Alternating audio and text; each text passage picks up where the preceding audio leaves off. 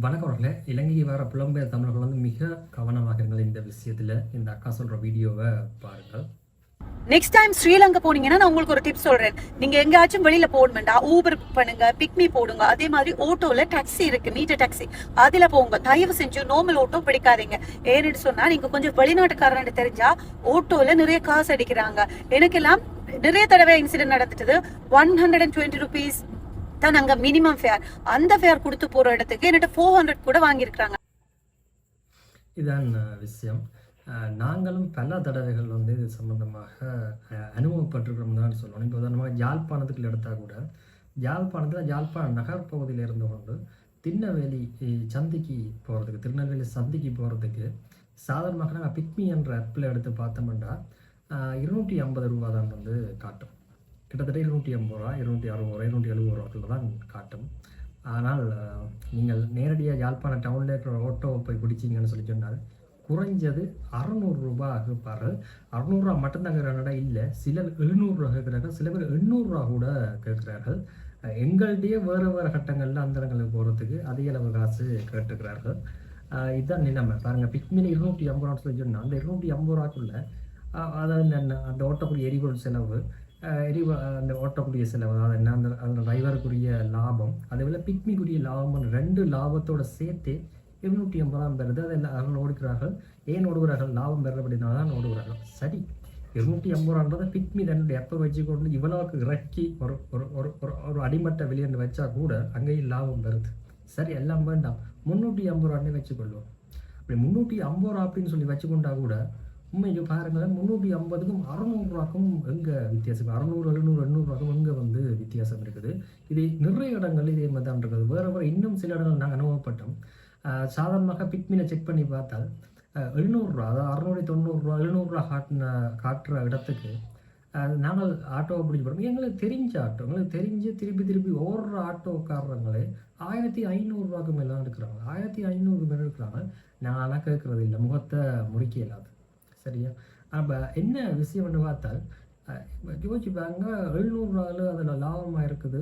700 ரூபாய்க்கே பிக்மிக்கு லாபம் பெறுது, அவன் ஓடுறாக்கு லாபம் பெருக்க. சரி, அதே காசு வேண்டாம். நீங்கள் ஓடுறீங்க சொந்தமாக, நீங்கள் வர்றீங்க கேட்குறேன்னு வார எல்லாம் ஓகே. சரி, அந்த 700ன்றது 1000 ஆக்குங்களப்பா. இல்லை 800 இல்லை 900 ரூபா, இன்னொரு 200 ரூபா எக்ஸ்ட்ரா எடுத்துக்கொள்ளுங்க, 900 ரூபா ஆக்குங்க, நல்லா இருக்குமே. 1000 ரூபாய்க்கும் போல 900 ரூபா ஆக்குங்க. ஆனால் யோசிச்சுப்பாங்க, 1500 என்ன போய் வந்து பிறகு நீட்டு இன்னொரு போகிற இடத்துக்கு போகிறதுக்கும் பிறகு ஒரு ஆள்கிட்ட எடுக்கிறார்கள். அதுவும் என்ன தெரிந்த ஆக்கள்கிட்டே இதுதான் விலைன்னு சொன்னால் யோசிப்பாங்க, எங்களை சுற்றி எவ்வளவு பேர் எங்களை வச்சுக்கொண்டு எவ்வளோ தூரம் உழைச்சி கொள்கிறார்கள். இதில் ஒரு பெரிய ஆபத்தான சிக்கல் என்ன அப்படின்னு சொல்லி சொன்னால், புலம்பெயர் தமிழர்களை மட்டும்தான் இலக்கு வைக்கிறாங்க இல்லை, இதோட பக்கத்தில் இருக்கிறவர்களை இலக்கு வைத்துக் கொள்கிறார்கள். இவையை பொறுத்தவரைக்கும் காசு மட்டும்தான். அதுக்கு இவர்கள் தங்களுக்கு தாங்களே அந்த குற்ற உணர்ச்சி இல்லாமல் தான் இந்த இதெல்லாத்தையுமே செய்கிறார்கள். அதுக்கு அவர்கள் தங்களை நியாயப்படுத்துறதுக்கு ஒரு விஷயத்தை வைத்துக் கொள்வார்கள் அப்படின்னு சொல்லினால் எல்லாரும் இதுதான் ரேட் எடுக்கணும் அப்படின்ற மாதிரி வைத்துக் கொள்வார்கள். உண்மையாக அப்படின்ற இல்லை, இது ஒரு தான் தொடங்கி விடுறோம். அதாவது என்ன, ஒரு பேராசையில் ஒரு ரேட்டை தொடங்குவார். 600 ரூபாண்டா, இந்த இடத்துல இருந்து போகிறதுக்கு 400 ரூபா முடியுமெண்டா அவர் 600 ரூபாயில் 700 இடத்துக்கு காட்டுவார். காட்டினோடனே இவையும் அதுக்கு தான் போயிடும். இவைக்கு சொந்த மனச்சாட்சின்றது ஒரு நிலைமை இல்லையான்னு கேட்டால் இருக்குது. அப்போ அதை வச்சுக்கொண்டு இவைக்கு தெரியும், இவைக்கு வடிவாக தெரியும். அநேகமான ஓட்டோக்காரங்கள் அந்த ஓட்டோ மெக்கானிக் எல்லாமே செய்யக்கூடியாக்கள் தான். என்ன அதுக்கு பழகினவை அதுக்கு தெரியும். நாங்கள் எவ்வளோ பெட்ரோல் அடிக்கிறோம், அந்த பெட்ரோல் எவ்வளோ தூரம் ஓடும் பண்ணுறது. அதை விட என்ன போட்டோவுக்கு ஒரு சேத கணக்கு இருக்கு. என்ன அது பொருட்கள் உபயோகப்படுறபடினா ஒரு சேத கணக்கு ஒன்று இருக்கு. அதை விட அவருடைய லாபம் அப்படின்ற ஒரு விஷயம் இருக்குது. இந்த மூன்றையும் சரியாக கணிச்சா ஒரு இடத்துக்கு போகிறது ஒரு நாளுக்குரியான்னு சொல்லி கட்டாயம் ஒரு நாளைக்கு எத்தனை ஓட்டம் பெறுமன்றதை வச்சுக்கொண்டும் ஒரு சராசரியாக ஒரு அறத்தோட ஒரு கணக்கை போட்டுக்கொள்ளலாம், யாருக்கும் கேட்காமலேயே. ஆனால் இதை செய்யணும்னு கேட்டால் இல்லவே இல்லை.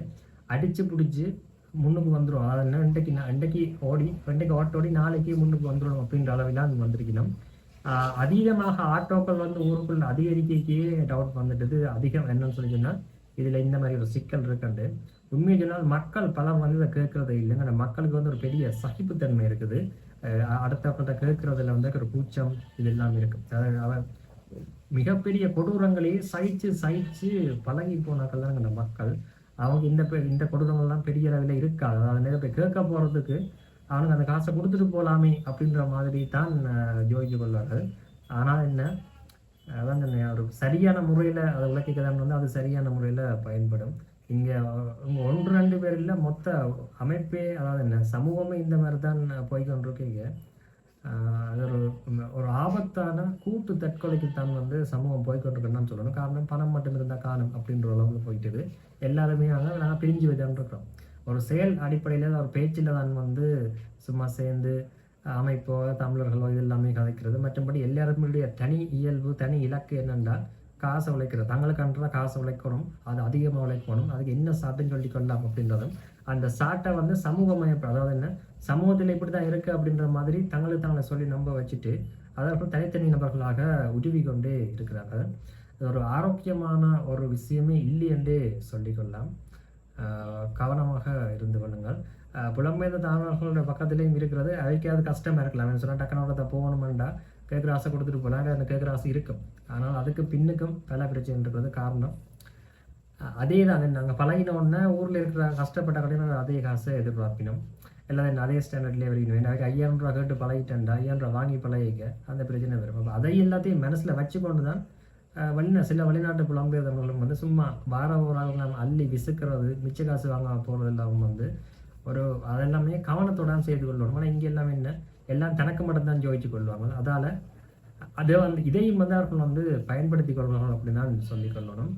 எல்லாமே பெரிய துன்பமாக தான் மாறிக்கொண்டிருக்கிறது, அல்லது இன்னும் அதிகரித்து கொண்டிருக்கிறது தான் சொல்லிக் கொள்ளணும்.